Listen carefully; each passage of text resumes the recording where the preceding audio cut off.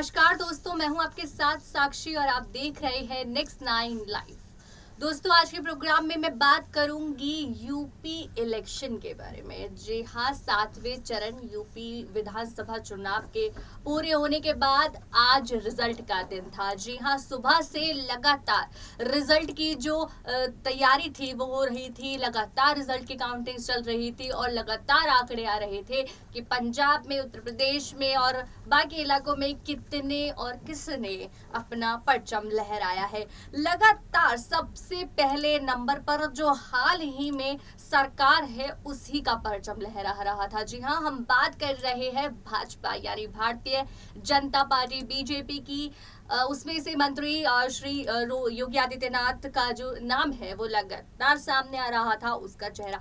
साफ साफ एक बात को मैं कहना चाहूंगी कि जिस तरह से जब योगी आदित्यनाथ पहली बार उनकी सत्ता आई थी यूपी में, उस वक्त एक श्री नरेंद्र मोदी जी का चेहरा सामने था, जिसकी वजह से यूपी में वो सरकार आई थी। और अब की बार साफ सीधा तौर पर दिखाई देता है कि योगी आदित्यनाथ के चेहरे के तौर पर ही ये सरकार इस बार आ रही है।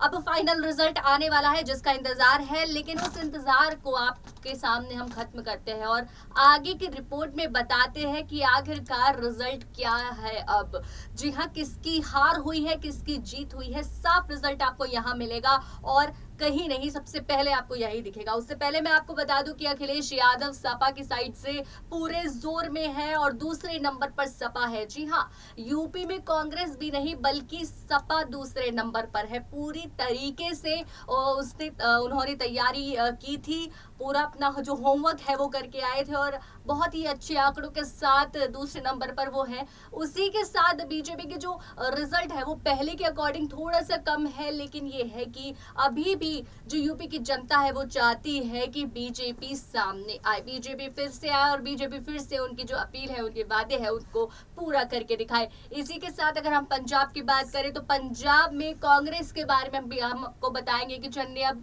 कहां निकल चुके, अपनी कुर्सी छोड़कर कहां जा चुके हैं, वो भी आपको बताएंगे। उसके पीछे का क्या राज था वो भी आगे की रिपोर्ट में आपको दिखाएंगे। उसके साथ ही मैं आपको बता दूं कि आम आदमी पार्टी ने बहुत ही अच्छा परचम पंजाब में लहराया है। जी हाँ, एक चौंकाने वाली बात थी कि अचानक से आम आदमी पार्टी की सत्ता पंजाब में अच्छे तरीके से परचम लहराने की तैयारी कर रही है और कांग्रेस भी बल्कि पीछे रह चुकी है। इसी के साथ हम आगे की रिपोर्ट में पूरी हार और जीत की बात करेंगे और साथ ही कौन कौन बुरी तरीके से इन सबको ट्रोल कर रहा है उसके बारे में आपको बताएंगे। तो चलिए पहले देखते हैं आगे की रिपोर्ट। 7 चरणों में हुए यूपी विधानसभा चुनाव के बाद आज रिजल्ट का दिन है। 10 फरवरी को पहले चरण के मतदान से लेकर अंतिम चरण तक 403 सीटों के लिए वोटिंग हुई और करीब 4500 उम्मीदवारों की किस्मत ईवीएम में कैद हो गई। आज इन सभी उम्मीदवारों की किस्मत का फैसला हो रहा है। 7 चरणों के मतदान के बाद आज यूपी के सभी सीटों के लिए मतगणना हो रही है। यूपी के इस विधानसभा चुनाव को 2024 के लोकसभा चुनाव का सेमीफाइनल माना जा रहा है। इस कारण इस बार के चुनाव में सभी पार्टियों ने अपनी पूरी ताकत झोंक दी है। यूपी विधानसभा में कुल 403 सीटें हैं। पूर्ण बहुमत के साथ सरकार बनाने के लिए किसी भी पार्टी को कम से कम 202 सीटों पर जीतना जरूरी होगा।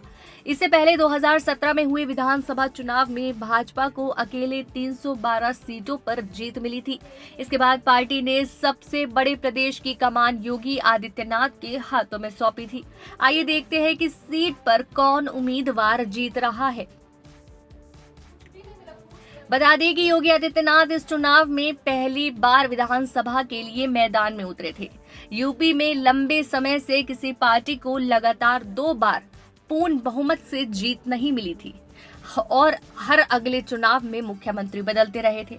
इससे पहले योगी आदित्यनाथ ने 19 मार्च 2017 को मुख्यमंत्री पद की शपथ ली थी।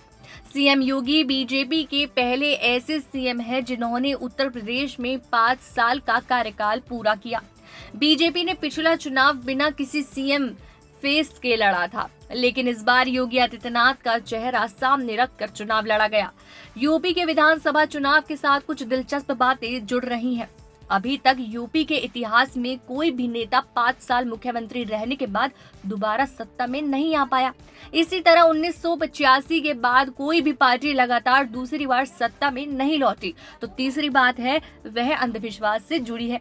ऐसा कहा जाता है कि अगर यूपी का कोई मुख्यमंत्री नोएडा का दौरा करता है तो उसे चुनाव में हार का सामना करना ही पड़ता है। इस कारण यूपी के कई मुख्यमंत्री नोएडा का दौरा करने से बचते रहे। हालांकि योगी आदित्यनाथ ने अपने कार्यकाल में कई बार नोएडा का दौरा किया। 2017 के उत्तर प्रदेश विधानसभा चुनाव में जनता ने अन्य पार्टियों का एक तरफ से सूपड़ा ही साफ कर दिया। मुख्य विपक्षी पार्टी सपा महज 47 सीट पर ही जीत पाई थी और तत्कालीन मुख्यमंत्री अखिलेश यादव को कुर्सी से उतरना पड़ा था। पूर्व मुख्यमंत्री मायावती की बसपा महज 19 सीट की जीत पाई थी और प्रदेश में तीसरे स्थान पर रही थी। इन तीन पार्टियों के अलावा कोई भी पार्टी दहाई अंकों में जीत दर्ज नहीं कर पाई थी। देश की दूसरी सबसे बड़ी पार्टी कांग्रेस को तो महज 7 सीटों पर संतोष करना पड़ा था। भाजपा के साथ गठबंधन में चुनाव लड़ी क्षेत्रीय पार्टी अपना दल इससे ज्यादा 9 सीट जीत पाने में कामयाब हुई थी। इनके अलावा सुहेल देव भारतीय जनता पार्टी को 4 सीटों पर, निर्दलीय उम्मीदवारों को 3 सीटों पर और राष्ट्रीय लोक दल व निषाद पार्टी को 1 से 1 सीटों पर सफलता हाथ लगी थी। इससे पहले लगातार चर्चा एग्जिट पोल पर चल रही थी कि यूपी में फिर बीजेपी सरकार आई तो राजनीतिक किस्से हो जाएंगे वो बेकार। उत्तर प्रदेश विधानसभा चुनाव के एग्जिट पोल के अनुमान की माने तो योगी सरकार प्रचंड बहुमत के साथ सत्ता में वापसी कर रही है। वहीं सपा प्रमुख अखिलेश यादव बहुमत से काफी दूर नजर आ रहे थे। एग्जिट पोल के नतीजे अगर आंकड़े में तब्दील होते तो सीएम योगी कई सियासी धारणाएं तोड़ देंगे। उत्तर प्रदेश में 7 चरणों में हुए विधानसभा चुनाव आज आ रहे हैं, लेकिन उससे पहले एग्जिट पोल के जरिए सत्ता की तस्वीर साफ होती दिख रही थी।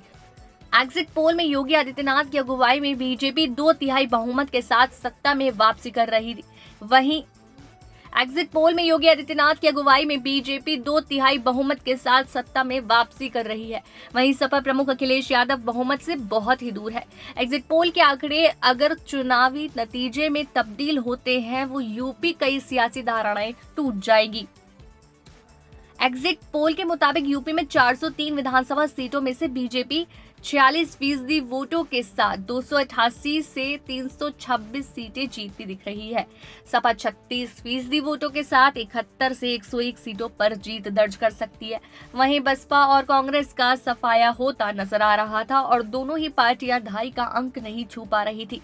एग्जिट पोल के यही आंकड़े अगर 10 मार्च को चुनावी नतीजों में तब्दील होते हैं और बीजेपी सत्ता में वापसी करते हैं तो योगी इतिहास रच देंगे। और आज आपने देख ही लिया कि किस तरह का जो रिजल्ट है वो सामने आ रहा है। आखिर कौन आगे और कौन पीछे हो रहा है, जिसके पीछे विपक्ष की तरफ से लगातार बीजेपी पर निशाना साधा जा रहा है और बोला जा रहा है सारी खराबी मशीन की है, सारी खराबी ईवीएम की है। लेकिन आप देख सकते हैं किस तरह रिजल्ट आ रहा है। हर कोई जानता है क्या रिजल्ट रहेगा और अब इंतजार करते हैं असली रिजल्ट की।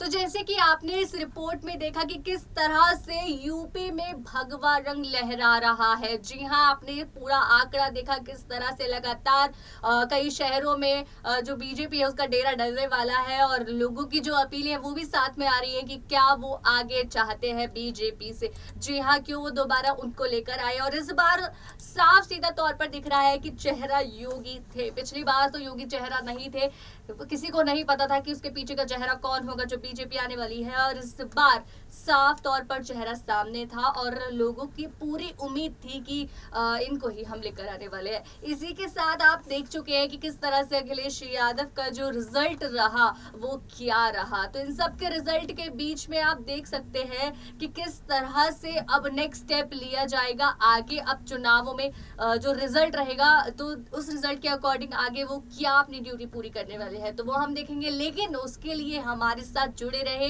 अपडेटेड रहे और हमारे चैनल को लाइक, शेयर और सब्सक्राइब करें और देखते रहे नेक्स्ट 9 लाइव।